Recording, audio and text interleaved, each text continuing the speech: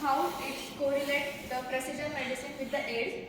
So precision medicine for the antiretroviral therapy requires some information of drugs, then viruses and clinical data of that particular patient.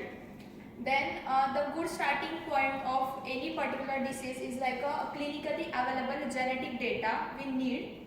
For the better application of precision medicine, we need a deeper knowledge about the drugs concentration, HIV reservoirs and some genes such as polymorphism, drug transporters and metabolizing enzymes we required.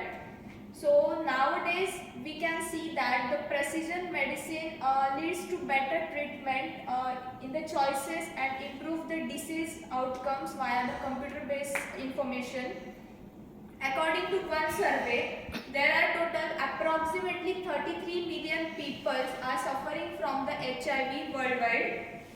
Next, the precision medicine refers to the therapy selected based on the patient's genetic characteristics. We know that some diseases are related to our genetic factors or genetic characteristics. So because of that, we need to detect some genetic characteristics of that particular patient. Then HLA-B5701, it is the good example of utilizing precision medicine selection.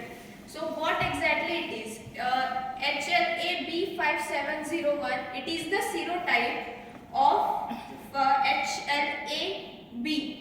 It is the serotype. Then actually it's a genetic variation which is interlinked to the hypersensitivity of antiretrovirus drug treatment, drug Abcavir. So we can see in this diagram, it shows that the rapid detection of HLA-B5701. This is good example of precision medicine, and according to that we can say the precision medicine nowadays improving in the HIV or AIDS. What happened?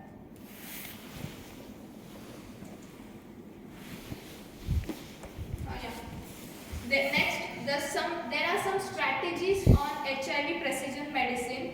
The first strategy is selecting a suitable starting regime.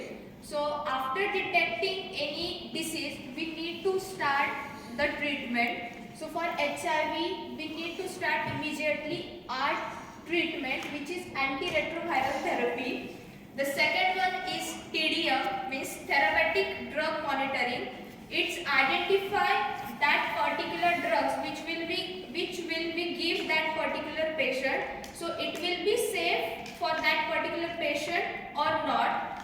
So we can identify it by using the precision medicine. And the third one is some useful tools for the facilitating HIV precision medicine. So in that there are two generations, first generation and second generation. So first generation, it will predict the resistance of virus against that antiretrovirus, and second generation incorporate the information of that virtual phenotypes and clinical data from that patient to predict the efficiency of that particular therapy. So according to this whole data, we can conclude that some complex factors are included in the precision medicine, which are including that drugs properties, pharmacogenetics of the patient, treatment history and that HIV RNA level. And the second conclusion is the current clinically available lab tests like antibody test, antigen antibody test and nucleic acid test are useful tools that are good start to enter into the era of the precision medicine. So I would recommend Vidya to conclude the next part. Thank you so much.